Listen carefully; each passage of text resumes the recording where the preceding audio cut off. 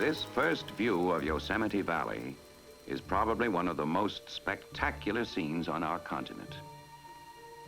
The valley was discovered only a little over 100 years ago by a troop of cavalry chasing an Indian chief. They passed here in 1851, and gradually stories and tall tales spread, and other men came to see for themselves. Among them was the naturalist John Muir, who was entranced by the region. To Muir and the conservationists who followed him, this was a sacred place. It was called Yosemite.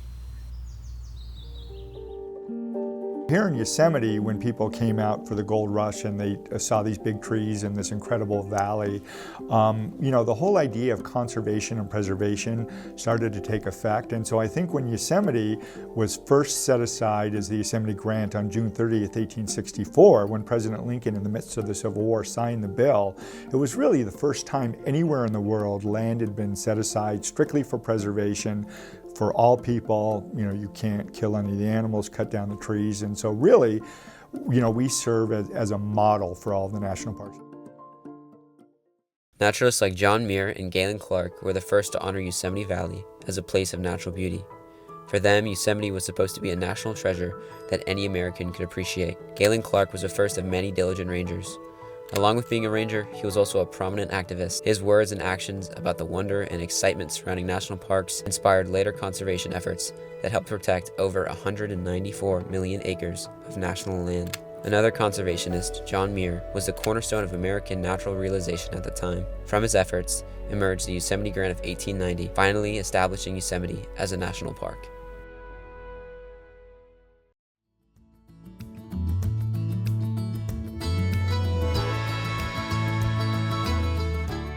I wanted to be a park ranger from a very young age. When I was probably 5 or 6, I saw a bunch of park rangers and learned what that job was, and I got my little junior ranger vest with all my patches and badges, and pretty much ever since then had a dream of becoming a park ranger when I was older. And so I guess from a very young age I was almost, maybe not obsessed, but a little obsessed. I started just because it was a good opportunity that my sister mentioned to me. Once I started working in the parks, I realized how much I loved it and that I wanted to make it my career.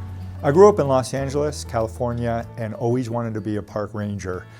My parents brought my brothers and sister and I up here every year. We camped here in Yosemite Valley, up in Tuolumne Meadows, all over, and I just idolized the rangers. We would get here and I'd say, oh my gosh, it's a ranger. And I worked my entire life to get to this job. I think I started in my 20s, give or take. I went to a lot of national parks back then with my friends, my college friends, and I went to see a lot of park ranger programs, and I thought, wow, this is so cool. You're just teaching in these really incredible places.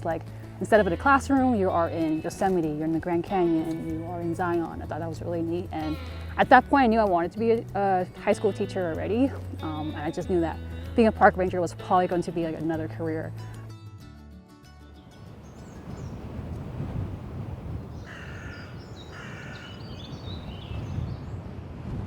I used to tell people that I don't get paid much as a teacher, which is true, and I became a park ranger. And then that was a whole nother story of not getting paid enough.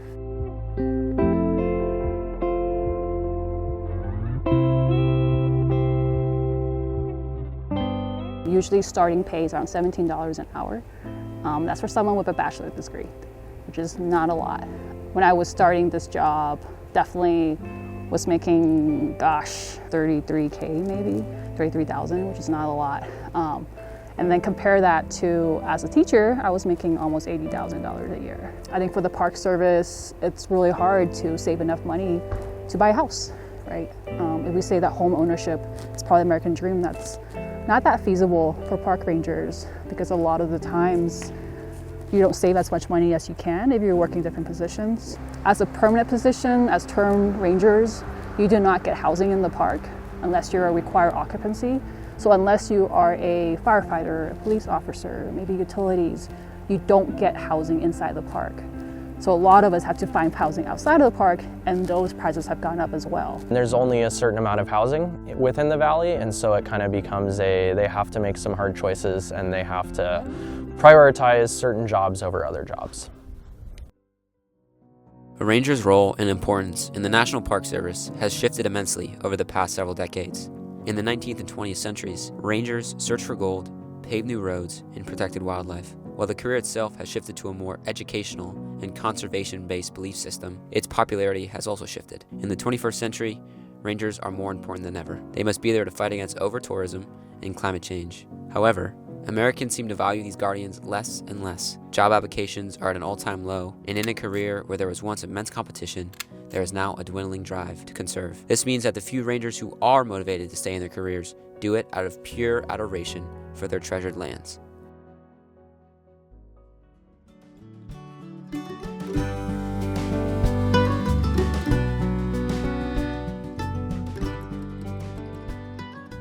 There's an old saying among rangers that says we get paid in sunsets.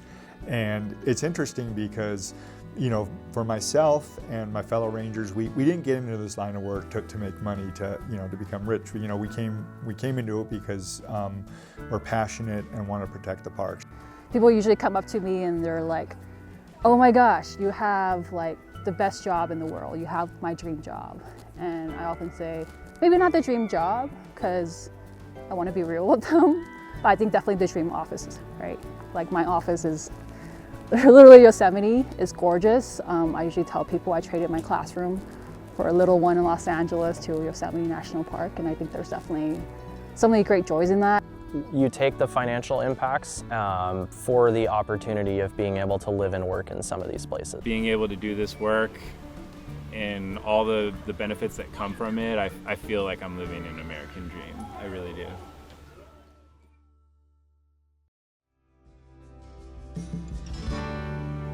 Yosemite Cemetery. I can't help myself, but people are dying to get in here. That's my dad joke. But this